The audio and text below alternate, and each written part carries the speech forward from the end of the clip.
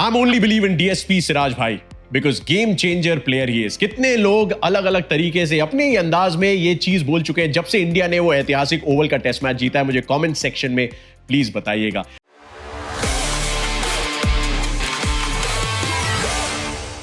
लेकिन कहानी सिर्फ मोहम्मद सिराज की नहीं है, कहानी उस शब्द बिलीव की है जिसमें बिलीव किया मोहम्मद सिराज ने जब वो 5वें दिन की सुबह उठे और उन्होंने अपने वॉलपेपर में वो बिलीव लगा के ये यकीन रखा कि वो भारत को ये टेस्ट मैच अभी भी जिता सकते हैं।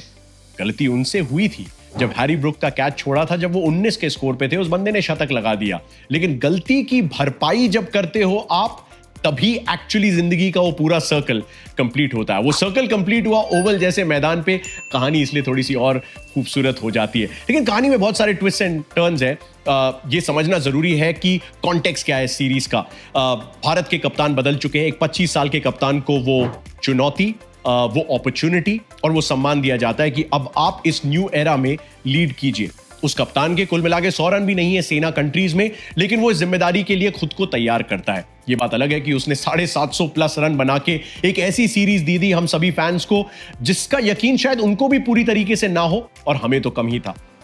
बट ये कहानी मोहम्मद सिराज की इसलिए थोड़ी सी ज्यादा बन जाती है बिकॉज इस टेस्ट मैच की शुरुआत में पता चल गया था कि जसप्रीत बुमराह नहीं उपलब्ध होने वाले हैं। सिराज को एक बार फिर से इस पेस अटैक को लीड करना पड़ेगा, यानी कि वो इकलौते ऐसे भारतीय पेसर होंगे जो कि हर टेस्ट मैच खेलने वाले हैं। ऑलरेडी 139 ओवर्स मोहम्मद सिराज डाल चुके थे, but no problem. Workload management की कोई बात मोहम्मद सिराज के हवाले से ना की गई, ना ही भारतीय मैनेजमेंट ने इस पे कोई जिक्र किया। Fair enough, the boy is absolutely ready तो वो होंगे ही ना। 2020 का ऑस्ट्रेलिया का दौरा मुझे याद आता है जब अचानक क्वारंटीन रिस्ट्रिक्शंस की वजह से वो भारत वापस भी नहीं आ पाए थे अपने पिताजी के फ्यूनरल के लिए, जब उन्हें अपने पिताजी के अचानक इंतकाल की खबर आई थी। And that is a pretty serious statement to make कि अगर वो चाहते तो टीम को छोड़ के जा सकते थे। आई मीन क्वारंटीन रिस्ट्रिक्शंस हैं, यस, लेकिन at the same time he would have loved to be with his family, but he said no, my father would have probably liked कि मैं यहां पे वो करूं जिसके लिए उन्होंने इतने सैक्रिफाइसेस किए। Father was an auto rickshaw driver, sort forget, बहुत सारे फाइनेंशियल कंस्ट्रेंट से उनका पूरा परिवार गुजर चुका था। टेनिस बॉल क्रिकेट से शुरुआत करते हुए हैदराबाद क्रिकेट के उस उप्पल स्टेडियम से लेके भारतीय क्रिकेट के लिए कई बार बड़े खूबसूरत कारनामे किए हैं, बड़ी खूबसूरत कहानियां लिखी हैं। केस इन पॉइंट गैबा का वो टेस्ट मैच, बुमराह नहीं, मोहम्मद शमी नहीं, हनुमा विहारी नहीं, ऑब्वियसली बड़े बड़े धुरंधर खिलाड़ी इंक्लूडिंग अश्विन एंड जडेजा नहीं, ईशांत शर्मा नहीं, लेकिन मोहम्मद सिराज अपना काम बखूबी निभाते हैं। भारत एक ऐतिहासिक गैबा का टेस्ट मैच जीत जाता है जिसे अभी भी लोग कोलकाता के उस ईडन गार्डन्स मैराथन एफर्ट के बाद सबसे बढ़िया, सबसे बड़ी टेस्ट विक्ट्री मानते हैं।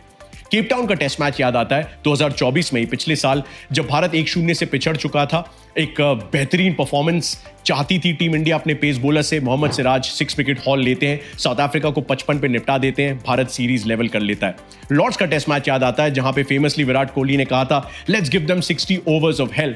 सिराज एक लायन हार्टेड एफर्ट वहां भी देते हैं और उसके बाद ऑब्वियसली ये वाली परफॉर्मेंस जो बहुत अलग अलग तरीके से देखी जा सकती है। शुरुआत करते हैं पहली इनिंग से जहां पे मोहम्मद सिराज ने वो 8 ओवर की स्पेल डाली।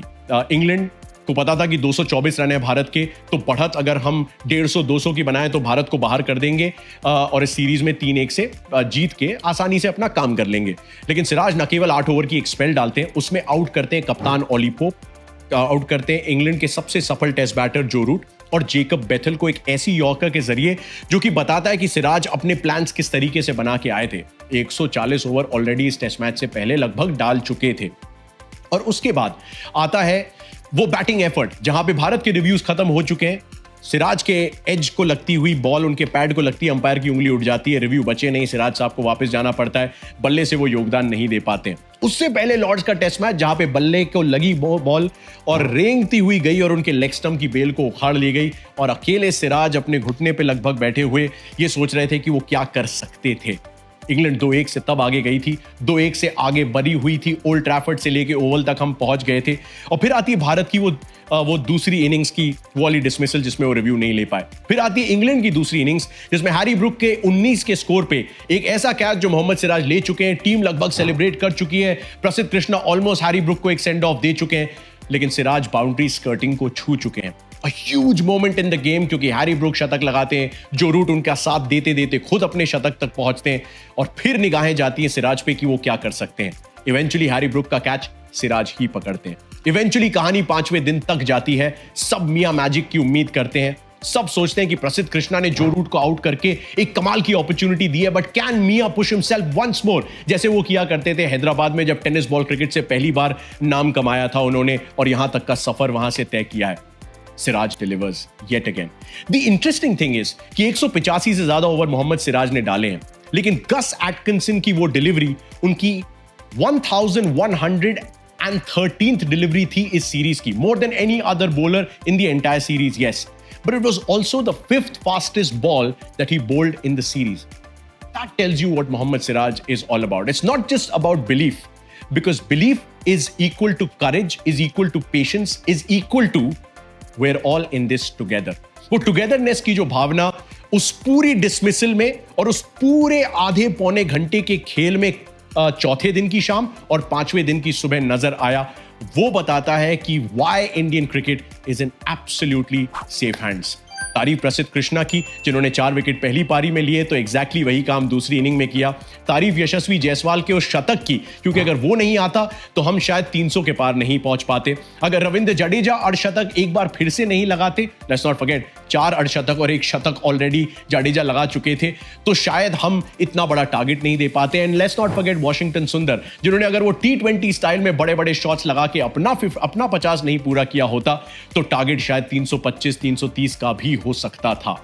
Credit to all of these guys, but the man who really made us believe was DSP Siraj, because I am only believe in DSP Siraj, game changer player he is. मजा आया कि नहीं इस जीत को देख के? और कहां रेट करते हैं आप भारत की इस टेस्ट विक्ट्री को? कमेंट सेक्शन में मुझे बताइएगा, और सिराज को थोड़ा सा प्यार जरूर दीजिएगा।